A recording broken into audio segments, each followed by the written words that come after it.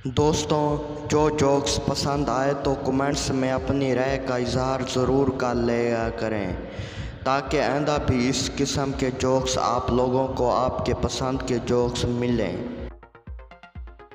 एक लड़का एक औरत और उसकी बेटी को काफ़ी देर से ताड़ रहा था। औरत बोली, कमीने, पहले फैसला कर कि तुम मेरे शौहर बनोगे या दामाद।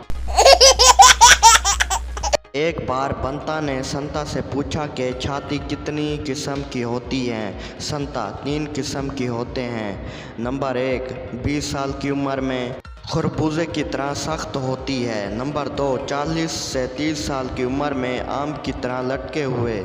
नंबर 3, 50 साल की उम्र में प्याज की तरह होती है। बंता ने हैरान होकर पूछा, प्याज की तरह, वो कैसे? संता, हाँ, प्याज की तरह आप इन्हें देखते हैं तो वो आपको रुला देती है। बीवियों की किस्म। सेट बीवी, आज कपड़े उतारने का मूड नहीं, आज ऐसे ही ऊपर ऊपर कर लो।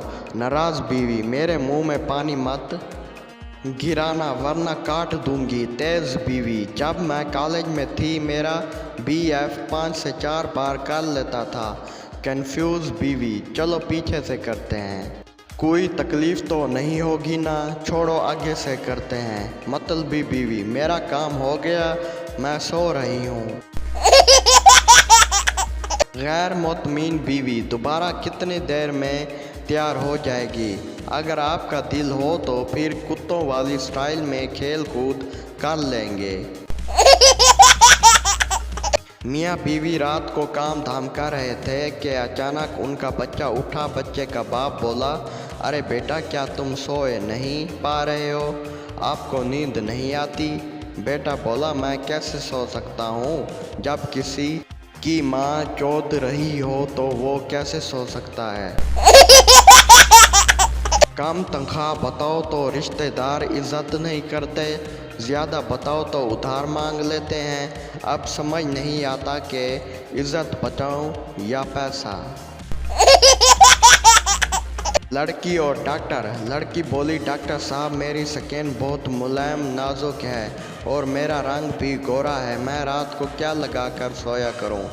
डॉक्टर बोला, बेटा, दरवाजे की कुंडी।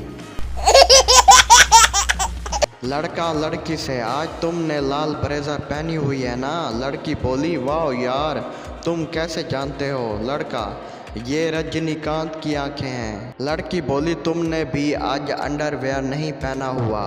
लड़का बोला, क्या बात है, तुमने भी रजनीकांत की आंखें हासिल कर ली हैं?